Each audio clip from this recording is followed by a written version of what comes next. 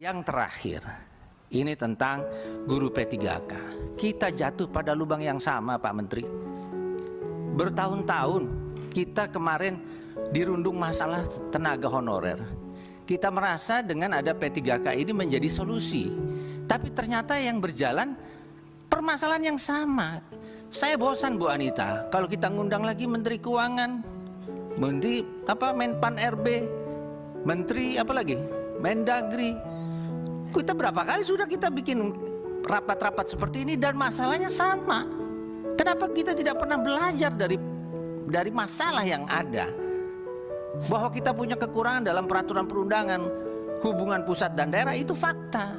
Marilah kita buat perencanaan berdasarkan peraturan perundangan yang ada, masalah yang pernah kita alami. Sehingga kemarin saya katakan ke Prof. Nunu, kalau kita gagal merencanakan, gagal membuat perencanaan, kita merencanakan untuk gagal memang. Jangan hanya karena keinginan 1 juta guru. Kita harus buat perencanaan. Kalau perlu dengan pemerintah daerah itu bahas dulu semuanya. Bahas dulu sampai keluar angkanya. Mau 1 juta, mau 500, mau 200 dulu, tahap pertamanya berapa? Putuskan bersama sehingga kita di sini dapat hasilnya dan tidak ada yang kena prank nasional. Dia sudah lulus tapi tidak dilantik, tidak ada SK-nya. Sudah dilantik, tidak ada formasinya. Sudah dapat formasi, tak dapat gajinya pula. Jadi kita ini mengulang-ulang masalah yang sama. Kita jatuh pada lubang yang sama. Bagaimana kualitas bernegara kita ini? Kita NKRI. Saya mau mendesak agar kementerian dalam konteks pembayaran gaji P3K maupun tunjangannya itu ditransfer langsung kepada gurunya. Jangan lewat kepala daerah lagi atau lewat pemerintah daerah. Stop di situ. Tidak ada lagi seperti dana BOS. Ya, sebelum pandemi dana BOS kita langsung, ya, kita direct langsung kepada sekolahnya, satuan pendidikannya, dan berhasil. Bahkan belanjanya pun daerah 3T bisa sama dengan Indonesia Barat. Nah, untuk ini saya agak ironis juga mendengarkan berbagai masalah ini. Dan kemarin waktu pas kita keterima guru, salah satu teman anggota dewan menyampaikan bahwa earmark itu ternyata kita pikir selama ini earmark yang di timbangan keuangan di sini dari Kemenq. Saya yang mendesak kepada beliau untuk segera menulis surat kepada seluruh wali kota, bupati, dan gubernur, dan besoknya beliau langsung menulis surat. Itu dari kami di sini, saya langsung yang menyampaikan. Besoknya tulis surat itu, saya pikir itu udah aman. Ternyata terjemahan earmark itu bukan berarti maksudnya alokasi langsung diterima oleh gurunya. Nah, ini kan testimoni dari Bu Anita kan luar biasa ini. Nah, ini yang menurut saya harus segera kita transfer langsung pada gurunya, kepada penerimanya. Jangan belok-belok seperti dana BOS, direct langsung. Kita bikin terang benderang seperti jalur mandiri. Nah, best practice ini kan sudah dibacakan tadi dalam pencapaian.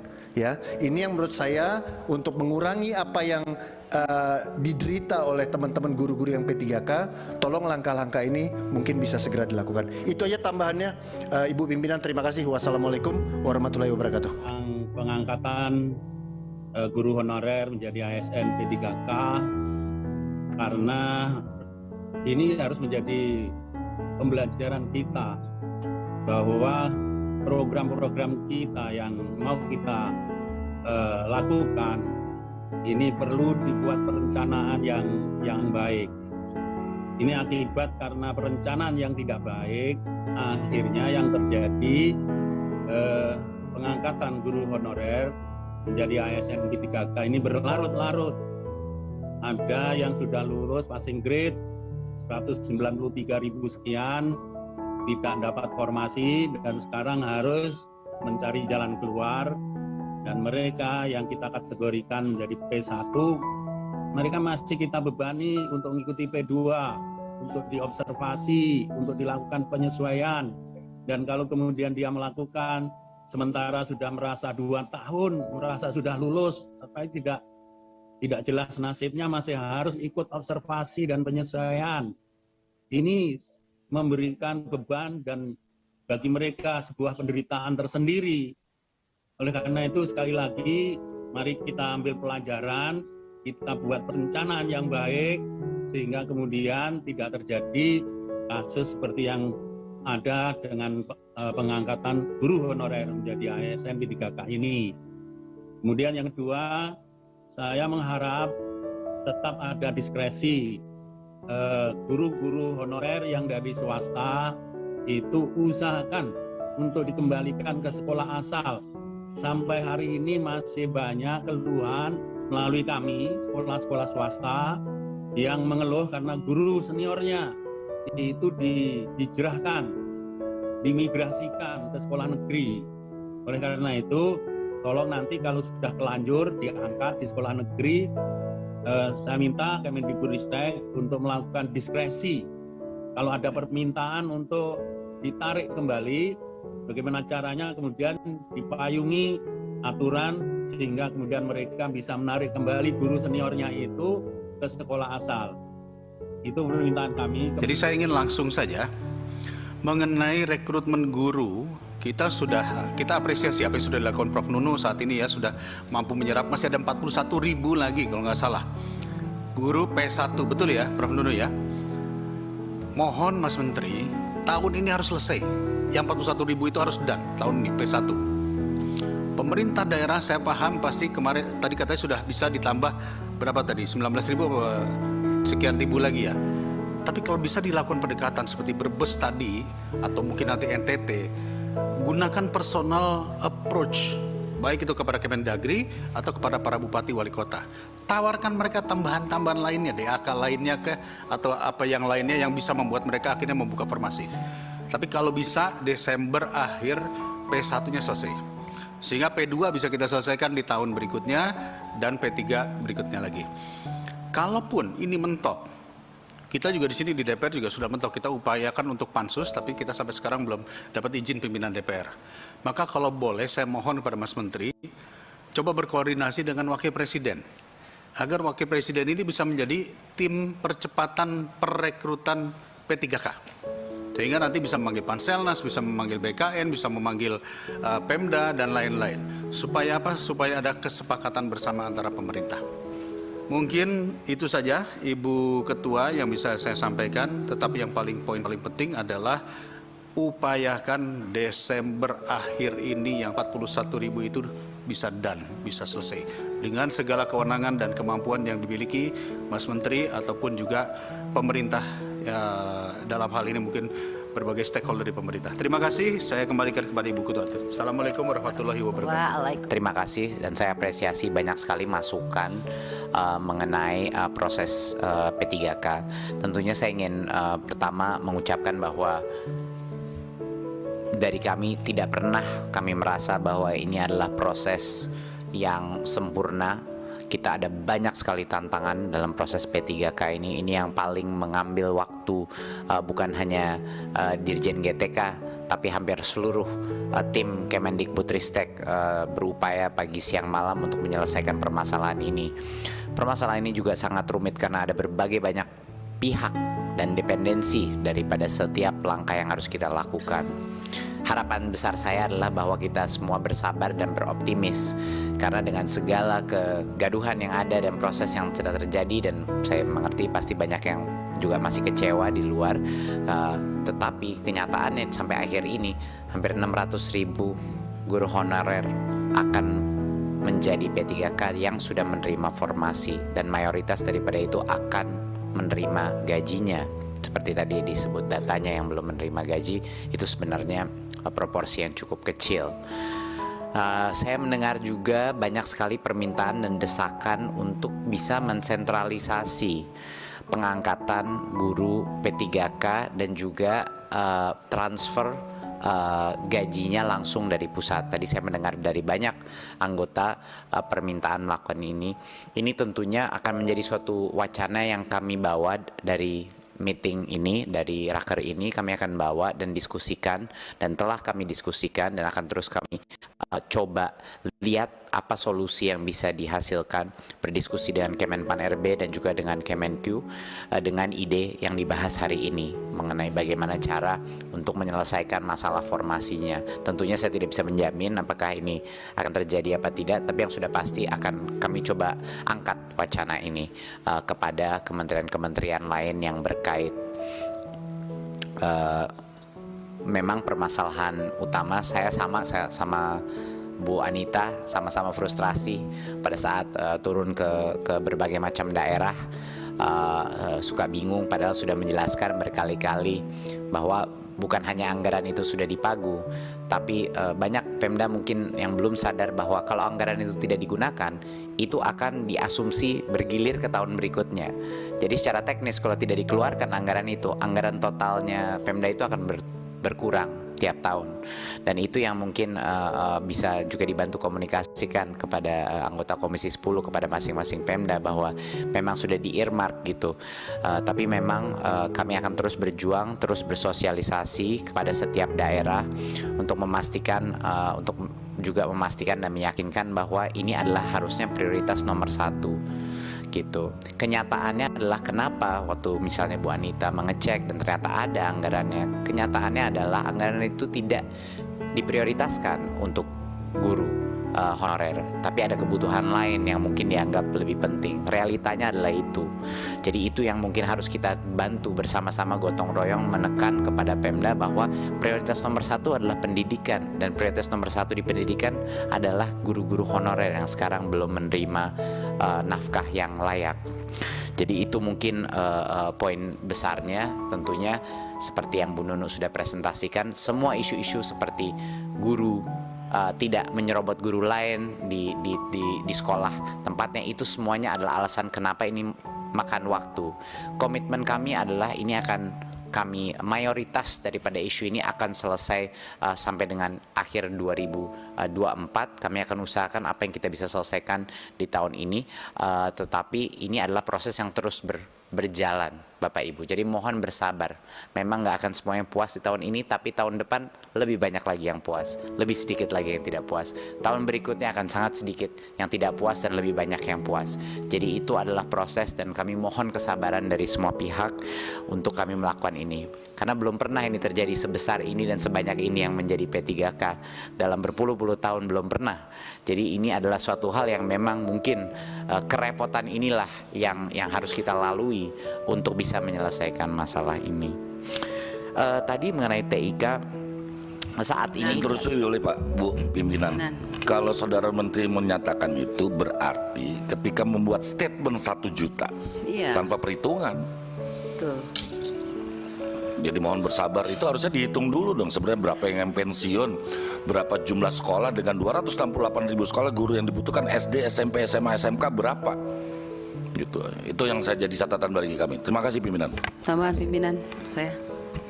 Ya Bu, 1 menit. Terima kasih pimpinan. Jadi begini Pak Menteri, masalahnya sekarang yang kita lihat di daerah itu anggarannya sudah ada.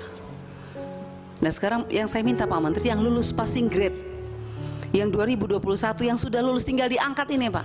Kan uangnya sudah ada itu. Makanya tadi saya dorong, ayo kita dorong sama-sama Pemda angkat.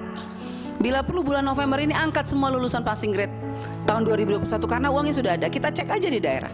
Kalau memang uangnya sudah ada, angkat. Begitu pimpinan. Makasih. Setuju Bu. Terima kasih. Bu, Baik, lanjut. Bisa saya lanjut? saya tambah lagi. silakan. Saya kira ini aja, Mas Menteri, to the point saja. Apa yang menjadi permintaan kawan-kawan tadi, diantaranya adalah persoalan pengangkatan. Yang tidak di halaman terakhir ini contoh, pelamar P1 yang belum mendapat penempatan dapat mengikuti seleksi sebagai P2/P3, pelamar umum dengan menggunakan jabatan fungsional lain yang dimiliki. Menurut saya konkret saja, yang sudah melamar P1, kali belum lulus, langsung aja dinyatakan lulus. Nggak usah ada P1, P2, ini kan bikin rumit. Satu itu. Yang kedua, apa yang menjadi permintaan teman-teman, persoalan penempatan kerja. Ya sudah dijawab aja langsung. Yang lulus tetap bisa bekerja, mengajar di sekolah asal. Tidak harus pindah ke sekolah negeri. Harus kayak gitu aja. Yang ketiga, yang sudah ditempatkan tetapi jauh di daerah lain, seperti di dapil saya. Orang Probolinggo ditempatkan di Jaya Wijaya. TNI aja itu mikir. Kalau kata Cak Lontong, jangankan PNS, sinyal aja susah masuk ke sana. Nah, saya kira tegas saja, ambil kebijakan diskresi Menteri bahwa yang sudah ditempatkan di daerah lain terlalu jauh, diskresi. Kita ulang dan kita tempatkan di daerah asal. Saya kira 3 poin itu aja. Terima kasih. Terima kasih. Saya mungkin Silakan, Mas. sedikit klarifikasi ya, mohon maaf Bu. Sedikit klarifikasi bahwa semua pemilihan lokasi dan posisi formasi yang tersedia itu dilakukan oleh gurunya masing-masing. Tidak ada penempatan. Nggak mungkin dong guru masing-masing. Mas dari Probolinggo tempatkan Jaya Wijaya dia milih sendiri. Nggak mungkin. Nggak masuk akal sekali. Semuanya menu Pak, yang dipilih oleh gurunya ada prioritas Nggak satu. mungkin. Wong dia nggak pernah milih itu. Jadi dia, siapa Pak yang milih Dia itu? tidak bersedia. Ada datanya saya. Betul. Tapi kami tidak, baik Pemda maupun Tempatkan kami yang di tidak Probolinggo terlibat. itu, pimpinan, mohon maaf ya, jadi debat kusir. Ada yang ditempatkan di Jaya Wijaya, satu. Ada yang ditempatkan di Halsel, Halera Selatan, Maluku Utara. Ada yang ditempatkan di Kasongan, Maluku Tengah, di Palangkaraya. Ada datanya. di saya. Izin Pak, nggak ada Ya. itu Pak. Hah? Itu Excel yang beredar itu bukan dari kita Pak. Jadi saat ini itu tidak ada penempatan di luar daerah kewenangannya. Ya, mungkin. Bisa dicek Pak. Di dalam Permen PAN RB-nya sudah ada diatur sedemikian. Ini saya saya Karena, kirim dari ya, karena nggak boleh lintas daerah Pak. Karena hanya formasinya kan tersedia di daerah dia, di kabupaten kotanya dia. Untuk klarifikasi, ya, untuk klarifikasi yang kedua juga adalah mungkin klarifikasi bagi masyarakat juga untuk mengetahui bahwa biar tidak ada persepsi bahwa yang guru swasta yang akan mengikuti proses ini seolah-olah mereka ditarik ke negeri, itu sebenarnya mereka lah yang ingin menjadi guru negeri, dan tentunya yayasannya juga sangat banyak kendala dengan hal ini.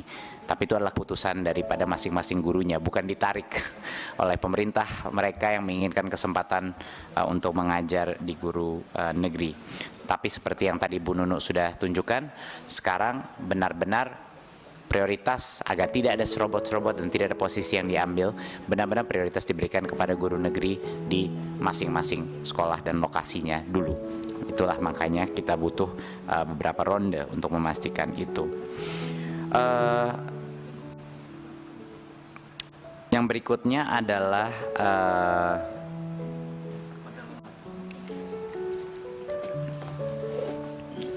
ingin klarifikasi mengenai poin seragam tadi. Mohon kalau bisa dibaca lagi Pak mengenai Permendikbudnya.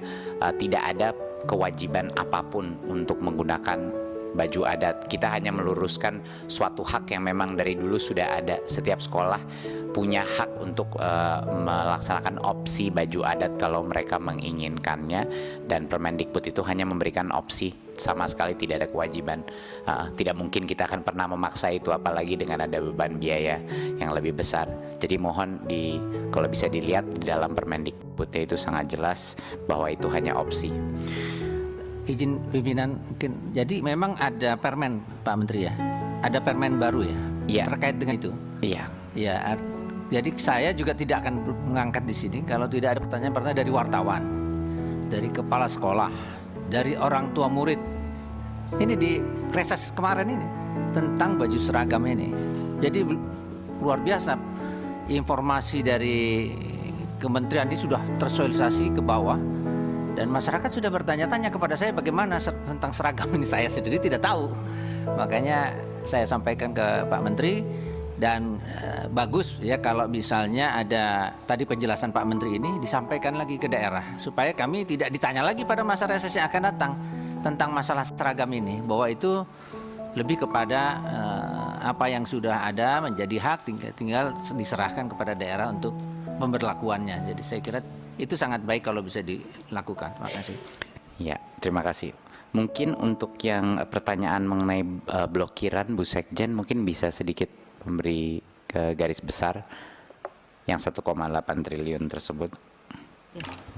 Terima kasih Pak Menteri. Kami laporkan bahwa pada awal tahun anggaran, sebagaimana kita tahu ada pemblokiran automatic adjustment. Waktu itu Kemdikbudristek diblokir anggarannya sebesar 2,9 triliun rupiah. Dalam perjalanannya sebagian sudah bisa dicairkan dan sebagian sampai sekarang masih belum bisa dicairkan. Jadi dari total anggaran yang sekarang masih tersisa dari blokir ada 1,8 1,15 triliun memang dari automatic adjustment 935 miliar, kemudian anggaran untuk gaji yang masih di Kemdikbud sebesar 95 miliar dan blokir reguler 121 miliar.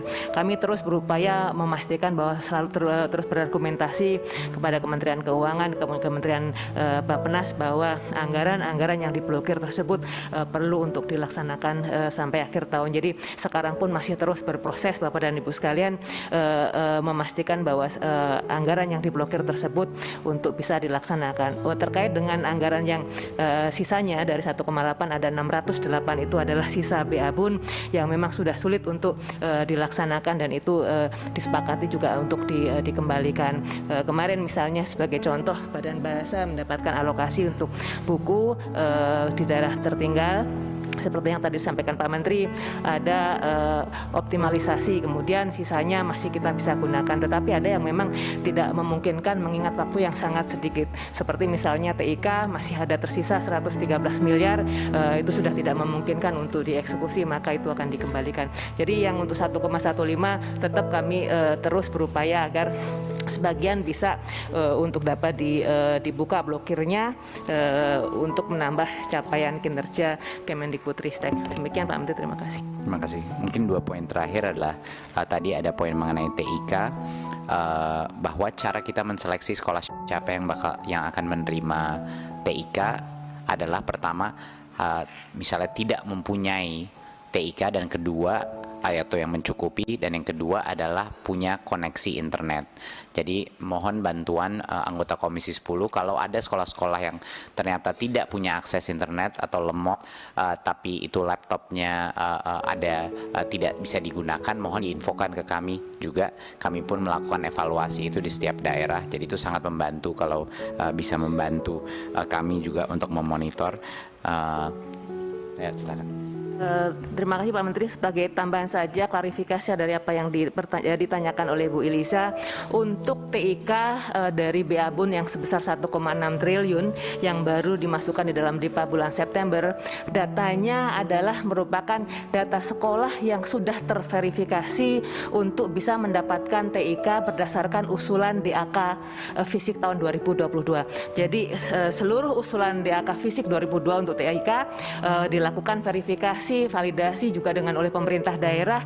Kemudian karena anggarannya tidak bisa untuk memenuhi semua usulan, data sisanya itulah yang kemudian sebagian dibiayai menggunakan anggaran 1,6 triliun yang dialokasikan di dalam tambahan BABUN tahun bulan September yang lalu. Demikian Pak, terima kasih.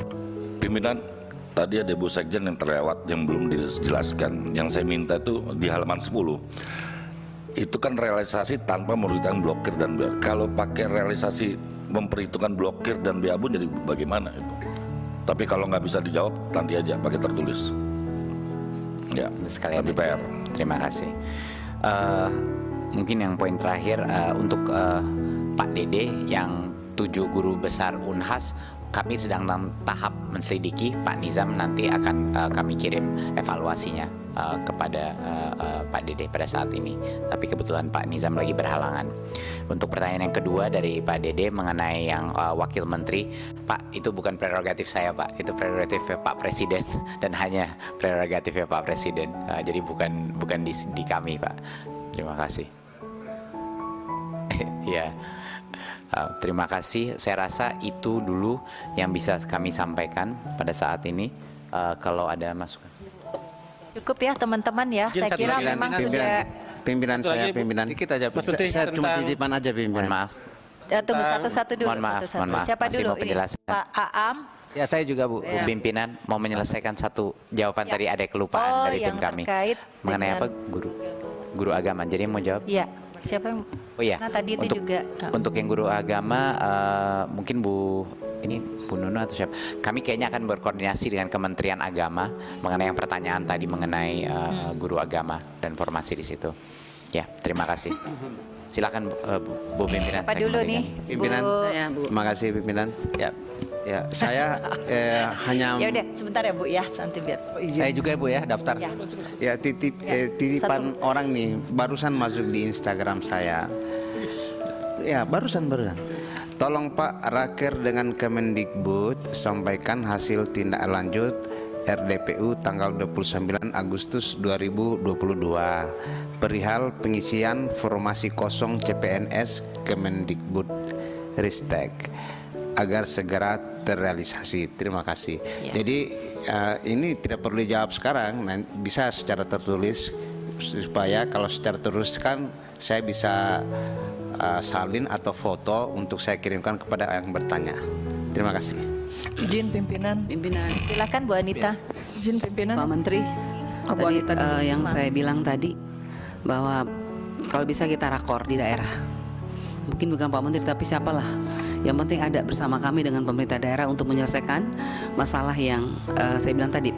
Lolos passing grade, uangnya ada tapi belum diangkat. Karena ketidaktahuan kepala daerah atau tidak tahu apa sengaja nggak tahu, saya nggak tahu, tapi kita harus bikin tahu. Dan kita harus perjelas itu. Itu yang pertama. Yang kedua, tadi Pak, tanggal 13 ini kan tutup. Saya bisa minta tolong kalau bisa diperpanjang itu. Karena persoalannya ini banyak di daerah. Pendataan yang katanya tanggal 13 ini ditutup. Makasih. Izin pimpinan. Izin pimpinan. Interupsi. Iya, silakan Bu Irma. Interupsi juga pimpinan. Iya, tadi lupa menanyakan di sini di halaman yang permasalahan pelaksanaan dan tindak lanjut program PAUD, Dikdas dan Dikmen, ada nomor 5 mengenai satuan PAUD menyelenggara pendekatan holistik integratif. Di sini disebutkan banyak penyaluran bantuan sudah 100% kesasaran sebanyak 5.000 lembaga. Nah, saya ingin mendapatkan rinciannya 5.000 itu di mana saja, provinsinya, sekolahnya atau lembaganya apa saja, supaya nanti saya bisa lihat DKI dapat nggak gitu. Jadi selama ini kan juga saya banyak mendapatkan keluhan PAUD itu tidak dapat bantuan dan lain sebagainya. Jadi sekali lagi mohon dijelaskan, rincikan 5.000 ini kemana, karena di sini disebutkan ada bantuan PAUD HI. Nah ini HI ini apa singkatannya nih? Holistik integratif. Oh, holistik integratif. Dan juga penyaluran BOP PAUD, BOP ABK sebanyak 5.000 lembaga. Kita pengen tahu aja apa di mana saja gitu. Terima kasih. Mana Pak Iwan? Ya nanti setelah tertulis saja Bu, biar detail. Bisa ya nanti disusulkan banyak pertanyaan-pertanyaan pendalaman yang barangkali bisa dijelaskan melalui jawaban tertulis. Ya teman-teman, saya sangat mungkin sedikit aja saya pimpinan. Ya Pak Am. Ya Mustafa. Saya tentang persoalan penerima PIP untuk siswa yang SLB. Karena usianya kan beda dengan usia sekolah biasa, itu juga harus ada diskresi khusus. Ya, makasih. Ya, pimpinan sedikit lagi saya. Mustafa, Bu. Ya, makasih. Ibu, ya pertanyaan-pertanyaan saya cukup detail ya, dan mungkin akan dijawab secara tertulis tadi ya oleh Pak Menteri, oleh para Sekjen dan para Dirjen. Tetapi ya boleh juga kalau misalnya ada yang bisa disampaikan sebagiannya seperti PLT ini bagaimana perencanaan Pak Menteri, ya berapa banyak, sudah berapa tahun, bagaimana rencana ke depannya, atau tentang ya tim bayangan sih saya sudah dapat informasi juga meskipun tidak dari Komisi 10, jadi dari Komisi 6 bahwa mitra yang digandeng oleh Kementerian Pendidikan itu Telkom, tapi anak perusahaannya ya Telkom Enterprise. Tapi kan saya tidak dapat penjelasan resmi dari Pak Menteri terkait dengan ini. Saya ingin kita memperdalam ini secara detail karena proyek digitalisasi ini proyek yang sangat berdimensi ke depan ya, sangat diperlukan, sangat urgen. Nah, kita akan evaluasi dalam anggaran yang berjalan maupun nanti dalam perencanaan anggaran yang akan datang. Ya, jadi data-data ini selain memang ini bagian dari keterbukaan informasi publik, tapi juga merupakan kebutuhan kita semua untuk membuat perencanaan yang baik di depan. Jangan sampai anggota DPR taunya belakangan setelah PBB, gitu kan? PBB saja tahu, kita belakangan baru tahu.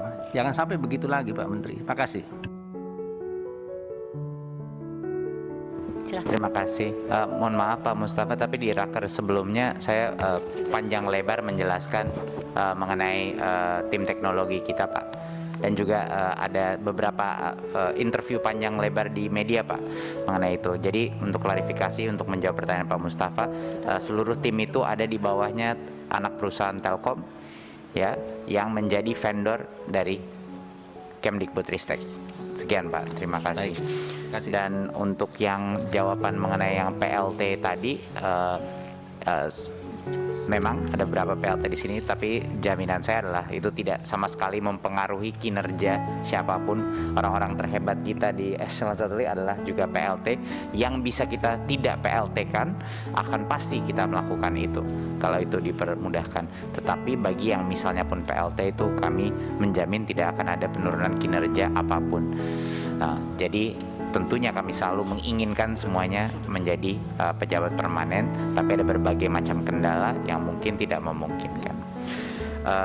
Saya rasa itu dulu Bu Pimpinan. Baik. Untuk kali ini terima kasih. Baik teman-teman semuanya, kita mohon ya kesabarannya, kita sama-sama cermati kesimpulan dan keputusan dari rapat kita yang sangat penting, yang banyak sekali menggali berbagai isu persoalan dan opsi-opsi solusi ke depannya, sehingga nanti kita bisa menutup tahun 2022 ini dengan lebih optimis lagi. Tolong ditayangkan, kita langsung kepada kesimpulan keputusan. Poin 1, Komisi 10 DPR RI telah mendapatkan penjelasan mengenai capaian kinerja program prioritas Kemendikbudristek RI tahun 2020-2022. Selanjutnya, Komisi 10 DPR RI mendorong agar capaian program Kemendikbudristek tidak hanya berorientasi pada hasil realisasi serapan anggaran, namun juga harus memiliki dampak langsung kepada masyarakat dan meningkatkan kualitas pengelolaan pendidikan serta partisipasi pendidikan masyarakat.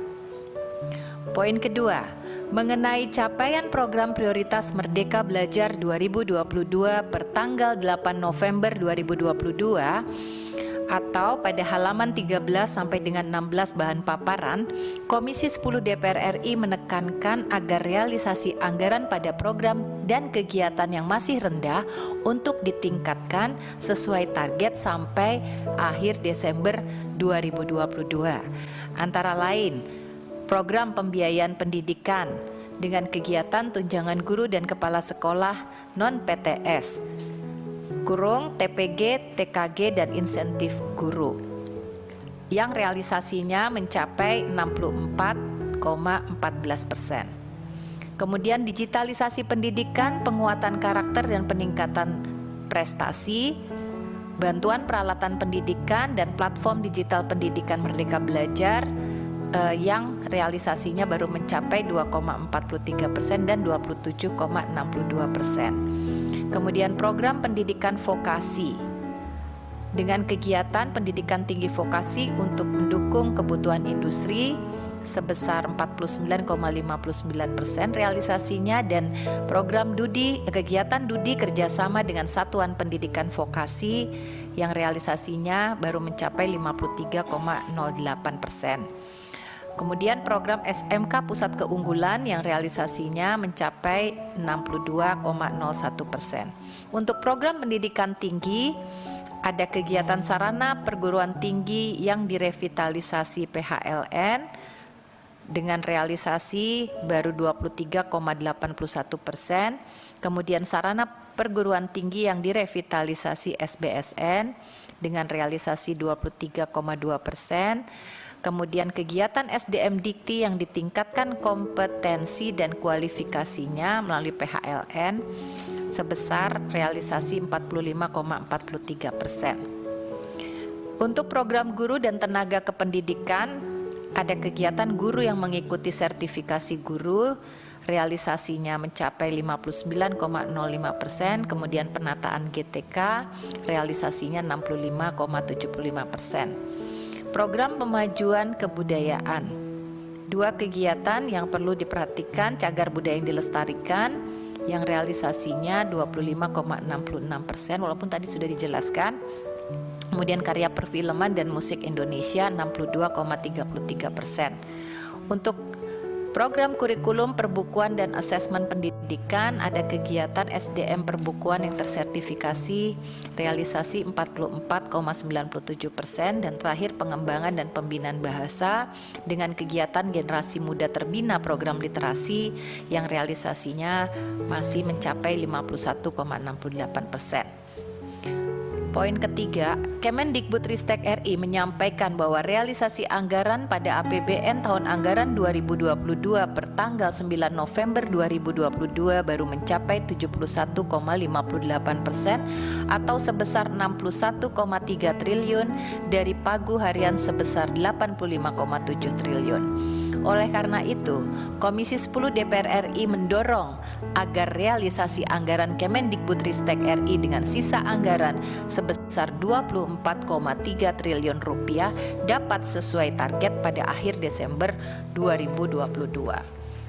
Poin 4, Komisi 10 DPR RI mendesak Kemendikbudristek RI untuk mengakselerasi langkah-langkah tindak lanjut terhadap kendala atau permasalahan dari realisasi program prioritas nasional Kemendikbudristek tahun 2022. Halaman 19 sampai dengan 37 di bahan paparan, yaitu terkait program pembiayaan pendidikan, program peningkatan literasi, program perguruan tinggi, program GTK, program kurikulum dan asesmen pendidikan, program PAUD Dikdas Dikmen, dan program digitalisasi pendidikan. 5. Komisi 10 DPR RI menekankan kembali Kemendikbudristek untuk A. Mengevaluasi akreditasi perguruan tinggi yang berdampak terhadap mahalnya biaya akreditasi bagi perguruan tinggi swasta. B. Mengevaluasi, sosialisasi, dan meningkatkan pengelolaan PIP secara tepat sasaran dan tepat waktu. Meningkatkan pengelolaan dan SDM tenaga pendidik sekolah inklusi. D. Mengevaluasi dan segera merealisasikan tunjangan khusus guru di daerah 3T yang sampai saat ini masih ada yang belum dicairkan. Dan E. Mengevaluasi digitalisasi pendidikan dan SIPLA. 6. Mengenai permasalahan seleksi guru P3K, Komisi 10 DPR RI menyampaikan pandangan. A. Mendesak Kemendikbudristek RI untuk sungguh-sungguh menyelesaikan sisa permasalahan seleksi guru P3K tahap 1 dan tahap 2, mulai dari permasalahan SK, NIPP P3K, pendanaan, gaji dan tunjangan, sampai formasi P3K, serta memastikan permasalahan pada tahap 1 dan tahap 2 tidak terjadi lagi dalam proses seleksi tahap 3 di tahun 2022 ini. B. Mendesak Kemendikbudristek RI untuk melakukan pembenahan dan pemutakhiran dapodik karena mempengaruhi guru yang ikut seleksi GTK P3K. C. Mendesak Kemendikbudristek RI untuk segera berkoordinasi atau bekerja sama dalam bentuk MOU dengan Pemda terkait penyelesaian seleksi guru P3K. D. Mendesak Kemendikbudristek RI agar tahun 2022 ini menyelesaikan 193.954 guru pelamar prioritas 1 yang lulus passing grade namun belum mendapatkan formasi untuk mendapatkan formasi dan SK, khususnya sejumlah 24.876 guru yang lulus passing grade dan belum ditempatkan karena masih belum tersedianya kuota formasi ataupun kebutuhan bidangnya, dan 41.892 guru yang tidak tersedia formasi yang masih memerlukan koordinasi dengan Pemda. E. Mempertimbangkan untuk mengkaji dan merumuskan skema pembayaran gaji guru P3K agar dibayarkan secara langsung tidak melalui Pemda. 7. Mendorong Kemendikbudristek RI untuk segera berkoordinasi dengan Kemenpora RI terkait pengelolaan olahraga pendidikan sebagaimana diamanatkan Undang-Undang 11 Tahun 2022 tentang keolahragaan.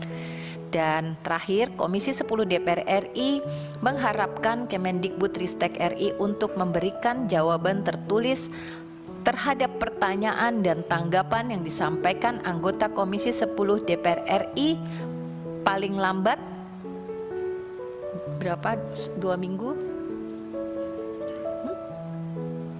Biasanya berapa hari? 1 minggu ya? 1 minggu bisa Pak Menteri? 2 minggu.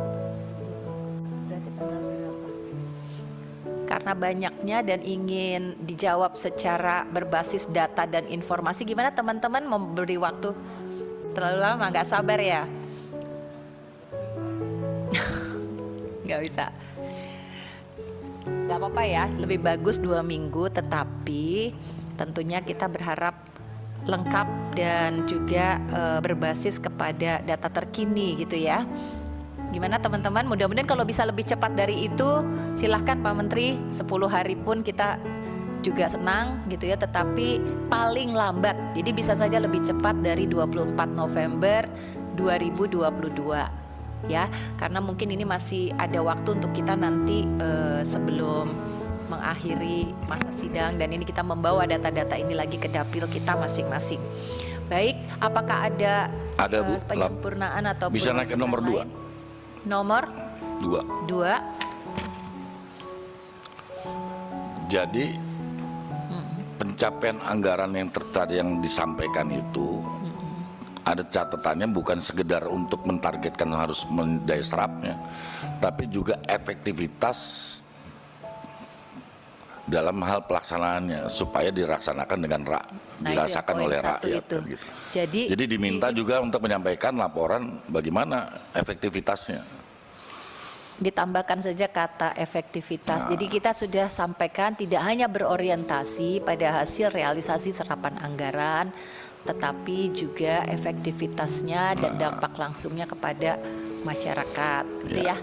Satu lagi Bu, itu tadi ada tulisan SIPLAH. Poin 5E. Nah, mengevaluasi digitalisasi pendidikan diantaranya SIPLAH. Bukan dan SIPLAH, karena aplikasi ini kan bukan SIPLAH aja, ya kan?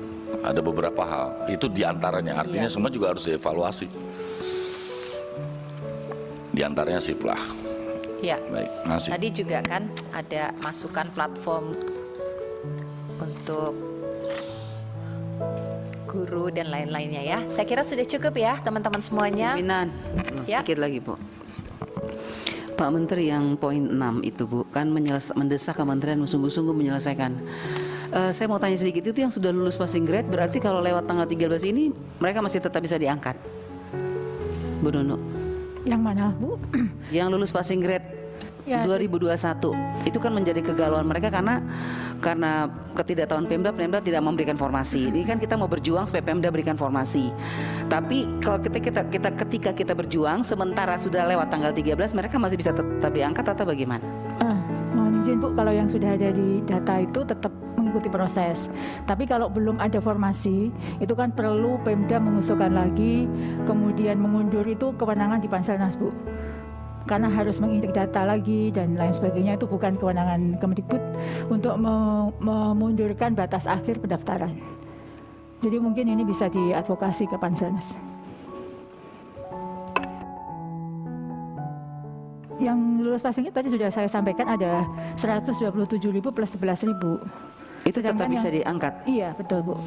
Walaupun tanggal 13 ini lewat? Yang sudah dalam sistem bisa Bu. Oh, yang sudah dalam sistem ya? Iya. Yang sudah dalam sistem Iya. tetap bisa diangkat ya? Iya, Bu. Walaupun tanggal 13 besok mereka ingin. Iya Bu, yang sudah ada dalam sistem sudah bisa diangkat.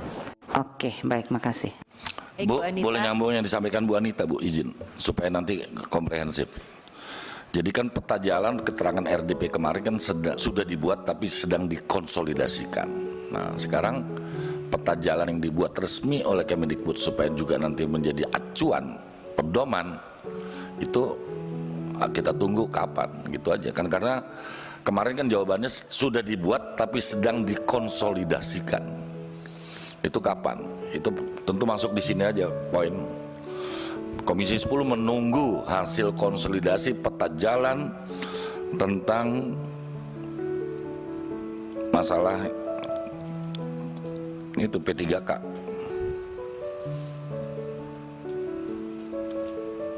Saya rasa itu, Bu Pimpinan. Terima kasih. Tolong. Usul mungkin buat Pak Ferdi, Konsep peta Bu, jalan. sedikit istilah peta jalan ini seolah-olah jadinya jauh banget gitu. Bagaimana kalau peta proses gitu? Jadi kita tahu peta ini rangkaiannya tanggal-tanggal tadi yang diminta kan tanggal oleh Pak. Tahapan-tahapan. Ya, harus ada tanggal-tanggal yang jelas. Ya peta proses atau peta tahapan. Tapi kalau peta jalan kayaknya jauh banget gitu nantinya, nggak sampai-sampai ntar. Ya, Boleh. Ya. Tapi resmi dikeluarkan Dikbud. Jadi ketika kami dipertanyakan, Saudara Menteri, ini jawabannya ini jelas. Jadi nggak katanya kan kita bukan lagu bintang kecil ya. GTK honorer P3K. Oke.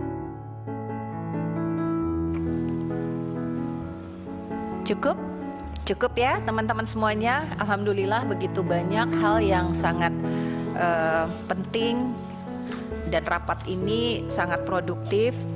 Saya yakin ini akan memberikan banyak nilai-nilai positif dan mudah-mudahan berkah semuanya. Di akhir tahun kita masih bisa terus memperjuangkan berbagai hal untuk kepentingan pendidikan kita. Kepada Pak Menteri dan seluruh jajaran, kami mengucapkan terima kasih banyak atas kesabarannya juga untuk mendengarkan berbagai masukan, pertanyaan, dan juga kami masih menunggu nanti klarifikasi ataupun jawaban-jawaban yang belum sempat tersampaikan secara lisan pada sore hari ini. Mudah-mudahan nanti akan lebih menambah atau memperbaiki pemahaman kita bersama akan berbagai persoalan yang sedang kita hadapi. Dan sebelum kita menutup raker pada hari ini, kami persilahkan Saudara Mendikbudristek RI untuk menyampaikan sepatah dua patah kata penutup. Terima kasih Bu Pimpinan, terima kasih semua anggota Komisi 10 yang hadir hari ini. Terima kasih untuk masukannya, kritiknya, dan juga saran-sarannya atas semua topik-topik ini. Semoga bisa menjadi kajian bagi kami dan mohon maaf kalau belum terjawab semuanya, tapi kami akan respon melalui laporan yang 2 minggu lagi akan kami kirim. Terima kasih. Baik. Jadi tadi kita sepakati bahwa konsep kesimpulan keputusan yang sudah kita bahas bersama kita setujui bersama ya. Oke. Baik, dengan mengucapkan hamdalah kita bisa menutup raker pada hari ini, dan dengan seizin teman-teman semuanya kami sekali lagi mengucapkan terima kasih dan sampai jumpa pada raker berikutnya. Assalamualaikum warahmatullahi wabarakatuh. Saya tutup rapatnya. Alhamdulillah.